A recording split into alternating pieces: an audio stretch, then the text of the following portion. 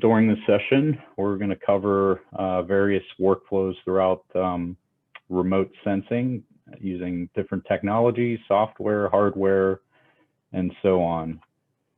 So we will go for 50 minutes during this first session, then have a 10-minute break, and then come back with another 50-minute session.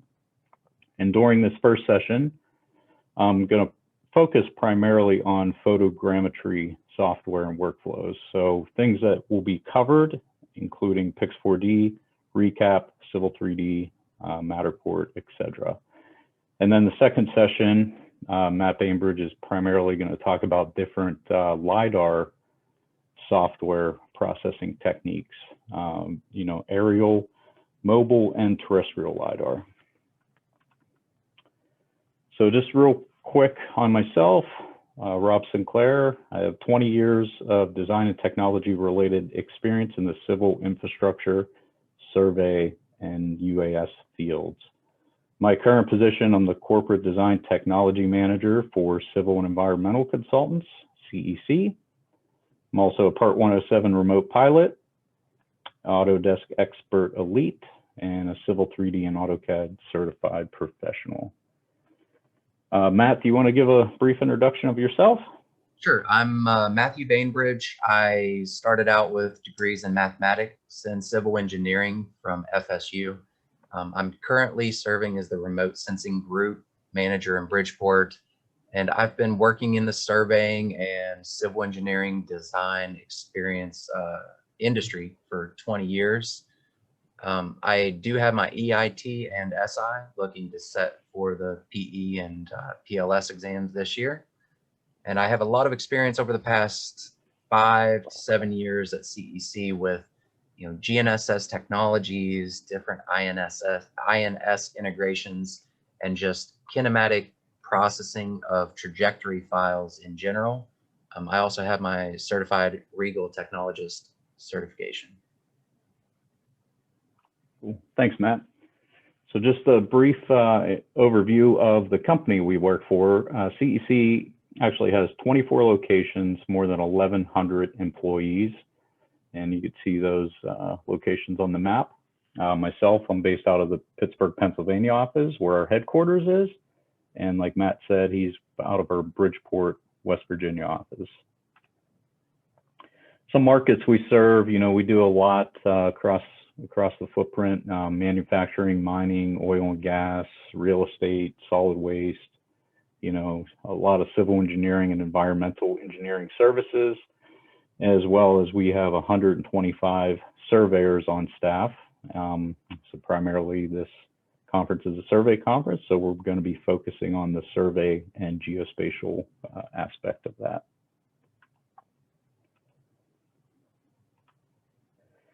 And just like all of the companies you work for, we are committed to safety. You know, we want accident and incident-free safety. So we definitely take pride in our safety numbers across our footprint. So I'm going to dive into the presentation now. And again, this is on remote sensing processing. So, you know, remote sensing is the acquisition of information about an object or a phenomenon without making physical contact with the object, and thus is in contrast to the on-site observation. This term is applied especially to acquiring information about the Earth. So what you see there on the screen is many, many different types of remote sensing technologies. You know, Matt and I have been fortunate enough to work for a company that supports innovation and supports using these technologies to aid our clients in collecting data. So we're going to talk about drones and 360 cameras, you know, mobile LiDAR, terrestrial LiDAR, handheld LiDAR with SLAM technology, handheld backpack Leica LiDAR. Also, relatively new is the iPhone 12 Pro, which has an integrated LiDAR sensor. So that just came out about a month ago, and you know, if you follow social media like I do and you geek out on this kind of technology, I'm sure you've seen the capabilities of the iPhone LiDAR. 360 cameras, GoPros, you know, Sony or Canon DSLRs that you can mount to a drone, you know, all different types and ways to capture this information. So what is photogrammetry? That's what we're going to talk about first. You know, the use of photogrammetry in surveying and mapping to measure the distance between objects. So you take multiple pictures, and based on the overlap of those photos, you can create 3D models. And in our industry, what we're primarily interested in is creating a 3D topo map, an aerial topo map. So using photogrammetry, you can also capture objects. So, you know, you can do this on the ground or using a drone, and you could take multiple pictures at different elevations and capture an object like you see here on the screen. So we've been fortunate enough to travel all over the country and over to Italy to do a lot of this type of work. And this information that you see on the screen here was actually captured with an iPhone. So you can convert that into a 3D model using various softwares and then share that in an interactive online experience. You can share it like the video that you're looking at now, and you can also 3D print these objects like so. So using 3D printing for historical preservation, we can capture these objects, print them, and allow students and educators to handle these objects and not worry about breaking them. You know, if they get broken, we could just send another one to the 3D printer. Another tool set that is pretty good to keep in the back of your mind is Matterport. You know, Matterport can be captured using the Matterport sensor. You could also do it using a 360 camera, which are in the $400 range. And you can also capture Matterport experiences using a smartphone. The quality levels decrease or increase depending on what sensor you're using. But, you know, this is using photogrammetry, and it combines all the different setups into a virtual tour essentially. And you could take measurements on these spaces, you know, probably accurate to within, I would say, 1/2 of an inch to an inch. And, you know, this would be a low cost photogrammetry capturing service that you guys can use in your company. So we're going to move on to talk about drone UAV photogrammetry. And that's primarily what we're going to discuss on the processing of drone photogrammetry throughout the rest of this first 50-minute session. So, you know, when you do put a drone up in the sky using you know, as simple as a GoPro or a Sony DSLR camera, maybe using the EB, you have a SOTA camera, you know, you capture all this information and you want to process that to create a deliverable. So depending on what your client's requirements are, that deliverable could be multiple different things. I would say most of the time we're creating that aerial topography, you know, because we want to provide that to our client, show an existing condition map. We may want to pass that along to our engineering teams to do design on top of that. Now with that, you know, you got to check your data and make sure your data makes sense.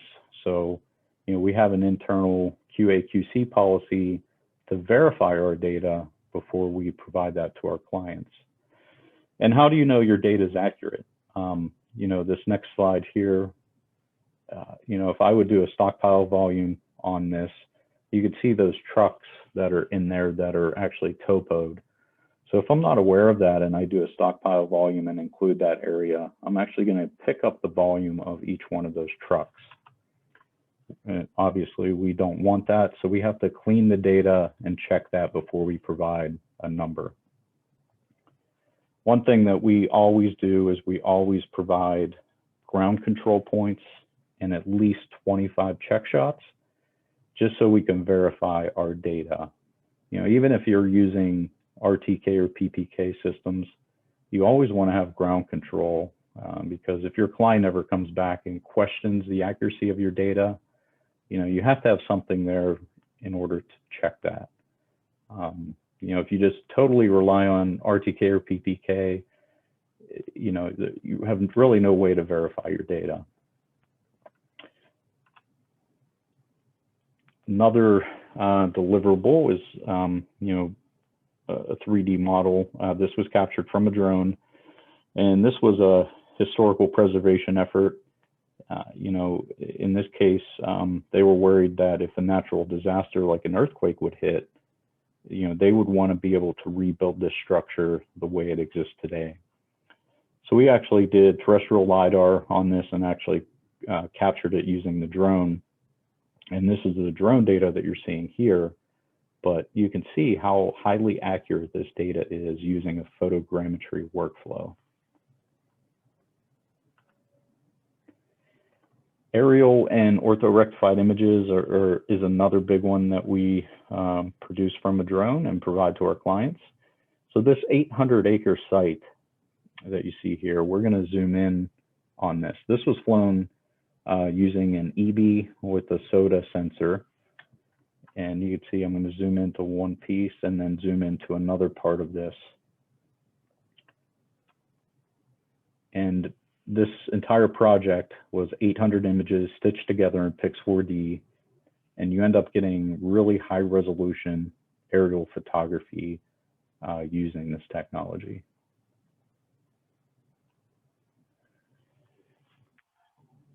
And using a photogrammetry process, you get a point cloud.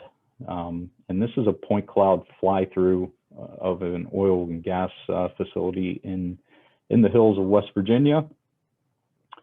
And there's over 200 million points of data in this project. And this is just a quick flyover of that data set.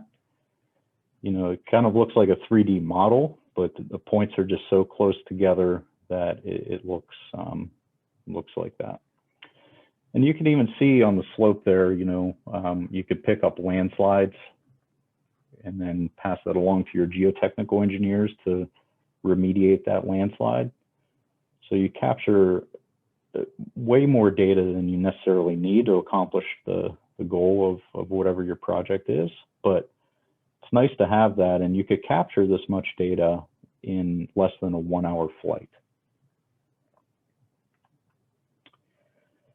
So the workflow, you know, we're not going to get into the pre-flight planning and actually flying the drone. We're going to focus on the data processing. So, you know, you go out there, you set up your base station, you set your ground control, like I mentioned, whether it's final targets, you know, arrow points we use a lot, which are solar powered GPS targets. You then fly the site using whatever type of drone that you have in your arsenal, whether it's photogrammetry or LiDAR. And then we're going to focus on processing in Pix4D today. We also use a product from GeoQ called TrueView to process LiDAR data, which is a pretty good product that we've had some success with. And then from Pix4D, we're going to go into Autodesk Recap and then take that over to Autodesk Civil 3D. So one of the first steps in Pix4D, you know, once you initiate your project, you want to import your 3D ground control points and your checkpoints. So by importing your ground control points, that allows us to correct any potential shift in our data that could be introduced by the onboard GPS of your drone. And depending on the quality of that sensor, your data could be more or less accurate. So the 3D ground control points allow us to kind of tighten those accuracies up. So the ground control in Pix4D, you're going to see a couple things here. You're going to see the theoretical error, which is essentially the relative accuracy, and then an error to GCP initial position, which is your absolute accuracy. And whenever you select these ground control points in Pix4D, my recommendation is to find 5 to 8 images that contain your ground control and select those. I don't necessarily recommend picking automatic marking, because you may have these ground control points in 60 or 70 different images, and I just haven't had success doing automatic marking. So I'll do 5 to 8. I'll look at the error to GCP initial position, make sure those tolerances are within reason, and then I'll move on and tag the next ground control point. Some tips, when you're using Pix4D, I would encourage you guys to set up a Pix4D template so you can get repeatable results.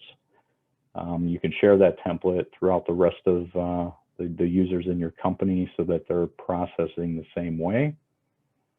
And when you're picking your ground control points, so I'll go back to this last slide. So when you're picking your ground control points in this area, if you hit spacebar, it will make these full screen, and it makes it easier to locate and find your ground control target. And also, the level of confidence you have in that target, the further you zoom in, Pix4D actually weights that a little bit heavier, knowing that your confidence level in that point was higher. So if you're not very sure on that, you could zoom out a little bit and select that, and Pix4D will weight that point lower.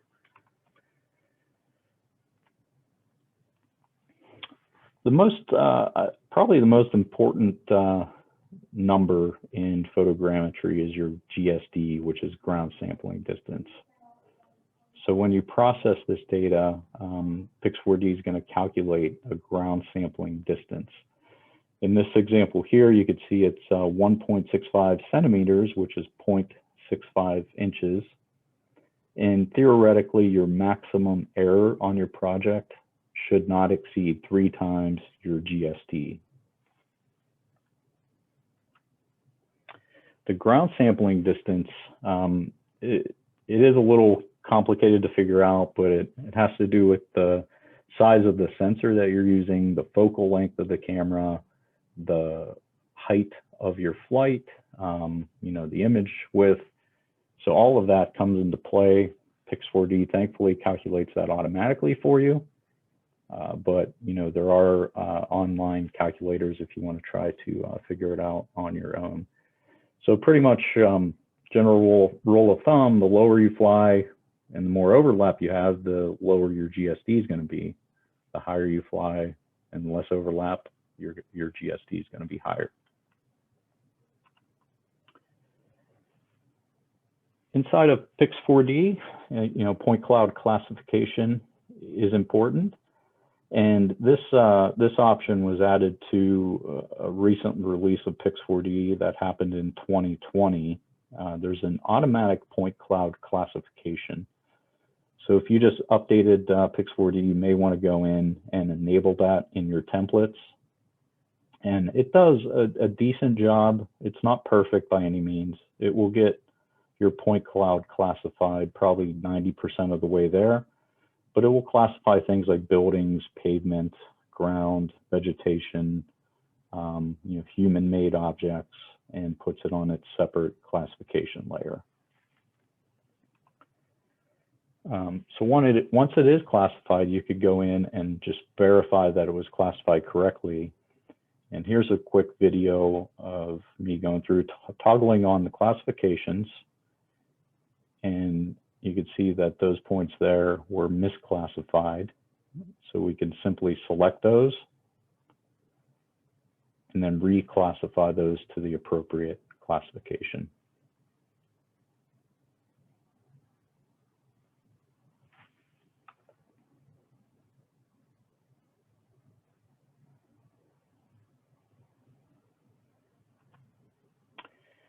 Now, once you have all of those points classified, if you are just doing an aerial map or topography, you're probably only concerned with the ground and the road surface. You don't want the vegetation, building, human-made objects.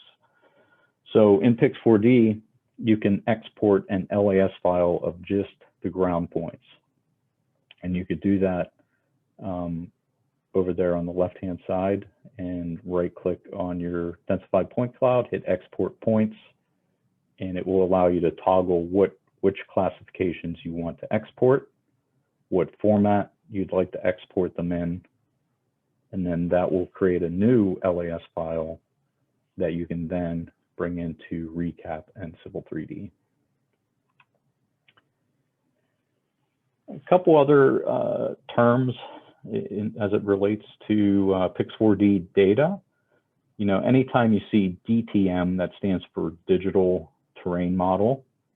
And you can see the top image there is an example of what a DTM looks like. That is Pix4D's best guesstimate on doing a ground extraction. It's not always perfect. You will get rid of good stockpiles and other things you may want to keep. So just be aware of that if you do decide to use the DTM contours. A DSM, which is a digital surface model, uses all the data, as you can see in the bottom image. And a DSM does have its use, but if you're doing aerial mapping, we don't want to necessarily have the trees or cars or buildings in our topography.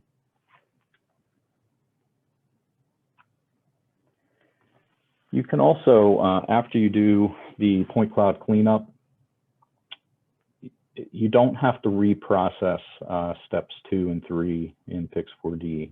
You can actually just generate the contour lines if that's what you want to use. And you can do that under the process menu, and you can generate the contour lines based off of the DSM or DTM. And that process, only takes a few minutes versus a few hours of reprocessing step 2 or 3. So once we're done with the Pix4D process, we want to then import that data into Autodesk Recap. And, for any of you that use the Autodesk products, that Civil 3D cannot import an LAS file any longer. Neither can Navisworks or Revit or any other application. So Autodesk they kind of force us into using Recap to translate that LAS file into an RCP or RCS. Then we could bring that into the Autodesk application. And Autodesk did that because natively the LAS file is kind of big, it bloats your drawings, and by running it through Recap, it makes it a lot more efficient and user-friendly in the Autodesk applications. So when we open Recap, you're going to have 3 options. You can import a point cloud. That's what we're going to use to do an LAS to Civil 3D. You can transfer from a mobile device. If you use the Leica BLK360, that's the option that you would want to use. And then you also have the option of doing a photo to 3D. And that's the option that we would use. The couple examples I showed you with capturing objects with an iPhone or capturing objects with a drone, we can use a photo to 3D. A few important tips in Recap when you first get started. When you initiate your project, you have to assign the proper coordinate system. If you forget to do that, you really don't have any way to go back and assign the coordinate system other than recreating the project. So make sure you do that right off the bat. And you want to make sure you assign the current coordinate system and the target coordinate system. You also want to make sure you specify the proper units. So, there is a difference, as you all are aware of, between international feet and US survey feet. So make sure you select the proper units.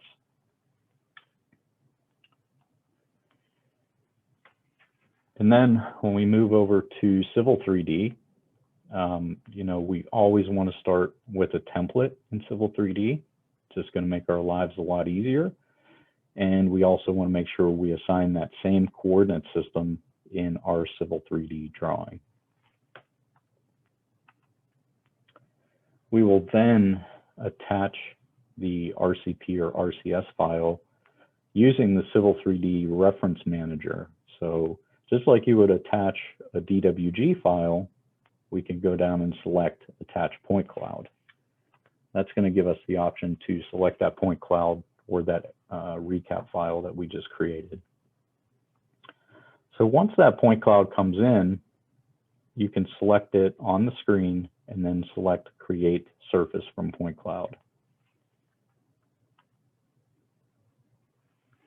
It's going to open up a wizard, and we'll go through the wizard and name our surface. We'll select the appropriate style on how we want that surface to be displayed. In this case, we're going to show 2-foot and 10-foot contours. Under point cloud selection, you can see here the distance between points is 0.005. There's 12.9 million points in this data set. So at this step, you know, you got to think, do I really need all 12.9 million points? And do I need a point every 0.005? Probably, the answer to that is probably not. So, you know, you can adjust this accordingly. And you can also window in using these tools at the top and just pick a subset of that point cloud, so you don't have to process the entire thing. So you can make these adjustments based on your project before you bring that in.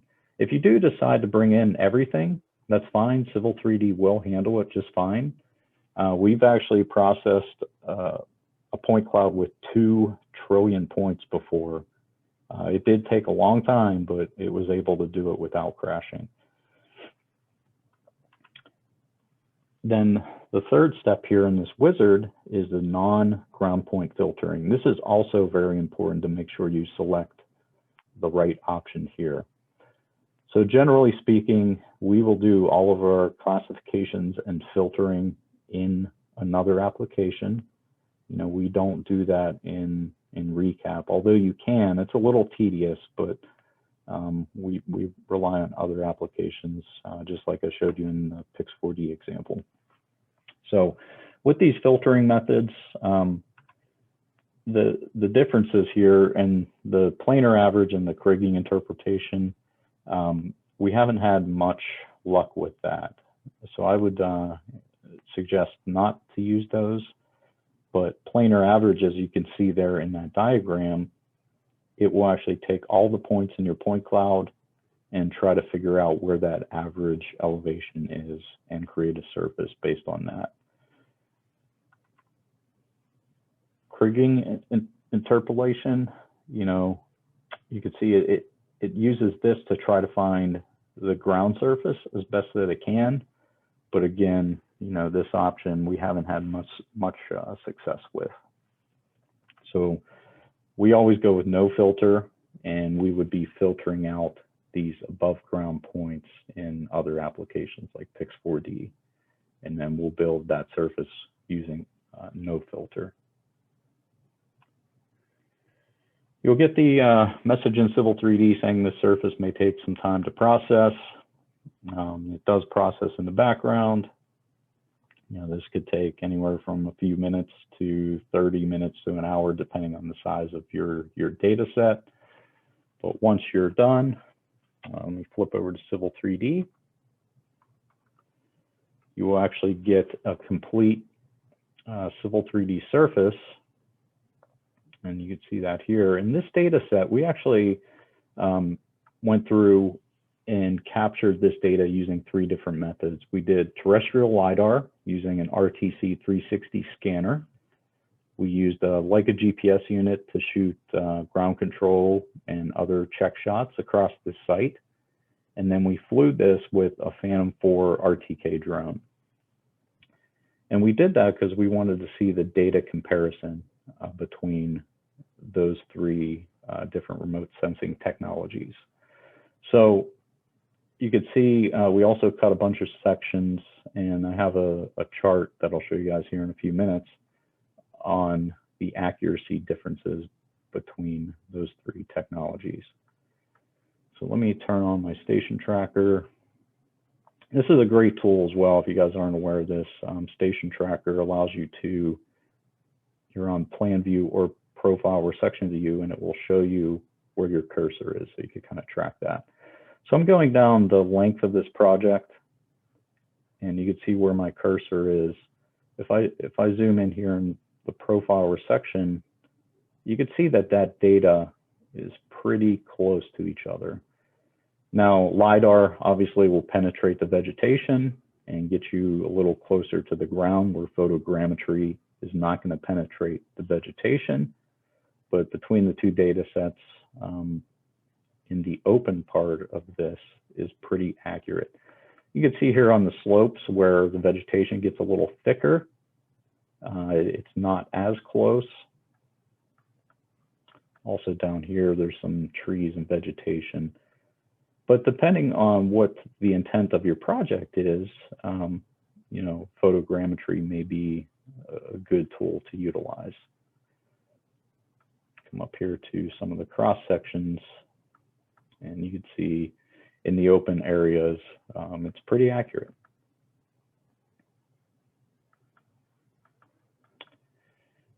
Now, looking at the contours, you can see those pretty much lay on top of each other. And the reason why, you know, a lot of our engineering staff asks me, you know, why are these contours so squiggly?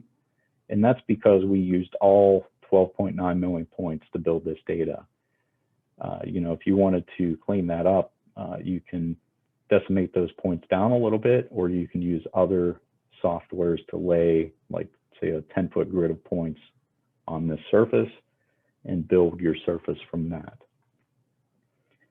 One other thing I wanted to recommend to you guys, initially when that point cloud comes into Civil 3D, you know, if it's a large point cloud, it's going to be really, really slow, like panning and zooming inside of Civil 3D.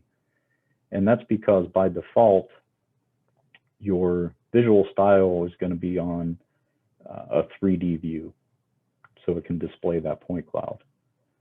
So if you go in and change your visual styles to a 2D wireframe, it's going to make it a lot more efficient to pan and zoom around. You won't see your point cloud when you change it, but once you build your surface from that point cloud, there's really no need to display that point cloud any longer in Civil 3D.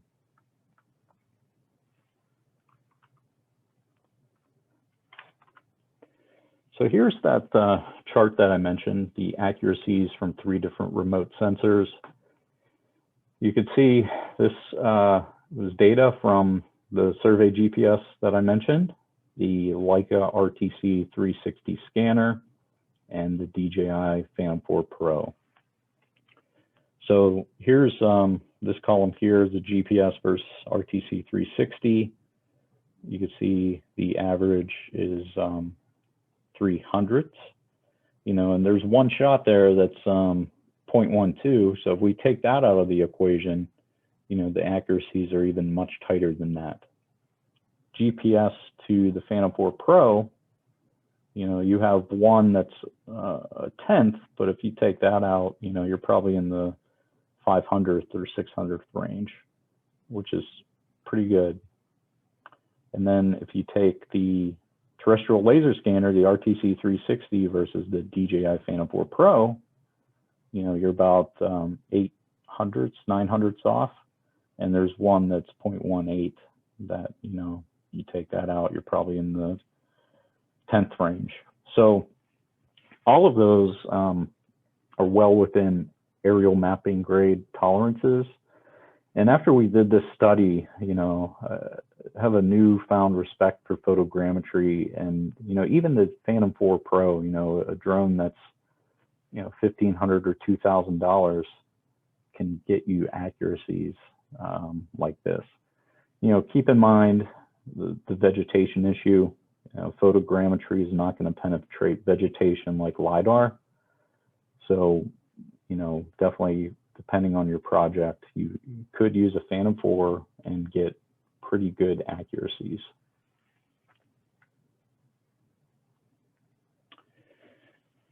And like I mentioned, LiDAR and photogrammetry both use a point cloud. So a lot of our, I guess there's a misconception out there with some staff where they see an LAS file and they just assume that it came from a LiDAR sensor, but that's not the case. You know, both LiDAR and photogrammetry will produce a point cloud. I did mention the iPhone 12 Pro LiDAR. You know, definitely worth checking out. I've been doing some experimentation with this sensor myself, and everything that I've checked so far, the accuracies are well within an inch. The density of the points are not the best. The range of the sensor is probably 15 to 20 feet. But for a consumer grade sensor that you can keep in your pocket and just pull out, you know, whenever you need it, you know, it's definitely a cool remote sensing technology that you can have at your fingertips in a moment's notice. So definitely a time and a place for it. It's not going to replace any, you know, high-end LiDAR scanner by any means, but you know, you could definitely get some quick data from this, export it into ReCap, bring it into other applications, and use that accordingly. Here's a project that we worked on. You know, we're transitioning over to the LiDAR portion of this presentation, but this is a cool project that we actually flew this roof using drone photogrammetry. We scanned the outside and scanned the inside and combined all the data sets into a point cloud. Now you'll see a hole on the roof. There was a huge oak tree that was draped on the roof that we could not get data there. But this is just a cool example of how you can take all these different remote sensing technologies and combine it into one deliverable or point cloud.